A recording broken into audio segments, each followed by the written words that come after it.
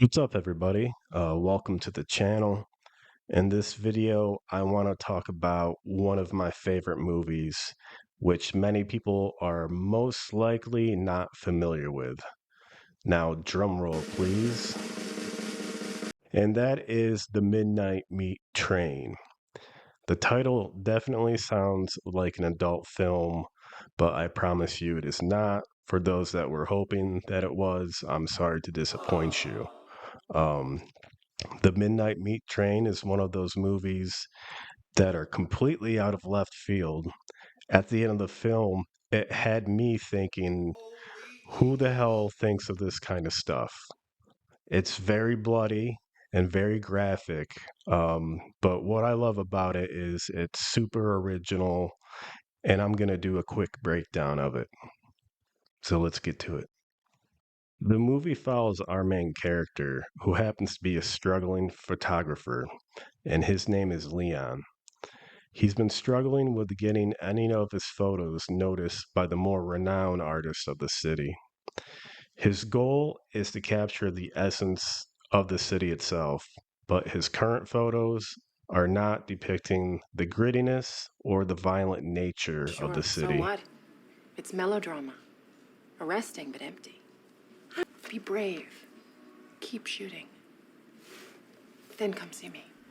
Leon is encouraged by his fellow artists to go farther and take that extra step to get the photos that really display the heart of the city.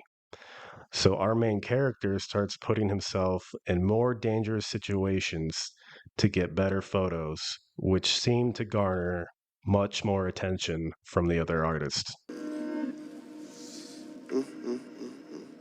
Hey!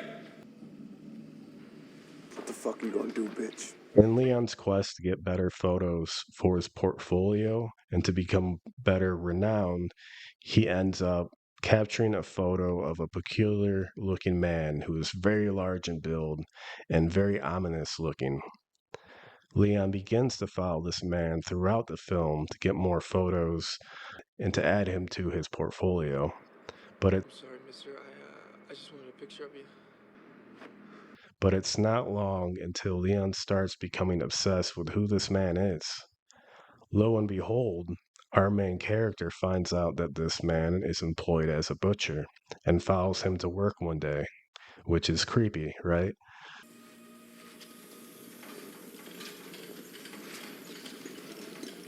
After pursuing this man for some time, Leon starts to notice that this man boards the subway each and every night to catch the midnight train.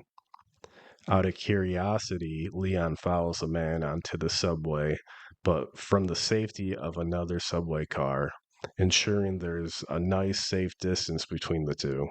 From the small window door, the main character can see the man is dressed in his usual attire, which is a suit, but also is holding a briefcase.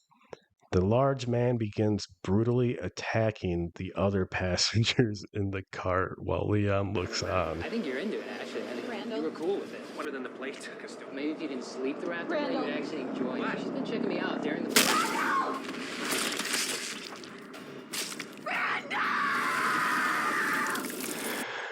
Once they're all dead, he undresses them, shaves the hair off their bodies, and takes their teeth and eyes out, all with these small, fine instruments. It's a very gory scene. The man or the villain then proceeds to hang his victims upside down, piercing a meat hook through their ankles, suspending them to a metal pipe overhead. So just imagine there's a shaved down human with no eyes and no teeth, suspended by a meat hook. While the villain of the story is hanging his victims upside down, naked, with no teeth and everything, Leon is spotted by the man, and Leon freaks out because this man just murdered a bunch of people and tries to take off. But the man is much larger and he seems to be much stronger, and you know, carelessly just takes Leon's head and just smashes it against the window, and Leon passes out. So Leon's knocked out, and we are taken to the next scene. And we find Leon, our main character, he's suspended in the air, upside down, like the other victims. But fortunately, he doesn't have meat hooked through his ankles, and he still has his eyes and all that good stuff, and he's got his pants on, so thank God. Um, and then all of a sudden, there's this faint red glow, almost like they're not in the subway transit system anymore. And suddenly, these very tall, dark, grotesque, monstrous looking beings with huge claws, huge teeth, snarling, make their way into the subway cart where Leon is suspended upside down, pretty much nothing he can do, and he starts screaming. And these creatures come forward and they grab both of his arms and they just start slicing and scratching right into his chest.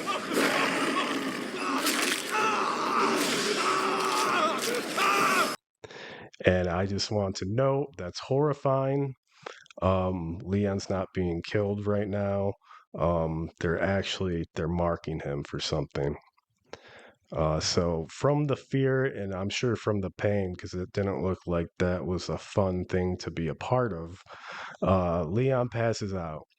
And upon waking up, he finds himself in an abandoned subway station. So, like anyone that situation just happens to, he just makes his way home, doesn't even go to the hospital. So upon Leon getting home, his girlfriend is there to greet him, and she's worried sick because he looks horrible. He looks a mess, filthy, dirty, some blood on him from where he had gotten cut. And she urges that he goes to the hospital, and he refuses. He simply wants to sleep and just completely kind of pushes her to the side and proceeds to go take a bath, actually. You know you can't do this. This is not fucking fair. You cannot just be gone all night and just disappear and then... Towards the end of the film, there is a showdown between our main character and the villain of this movie, who we find out his name is Mahogany, which is a weird name, but it's also later revealed that the purpose of the butcher is to feed these creatures which have a ravenous appetite.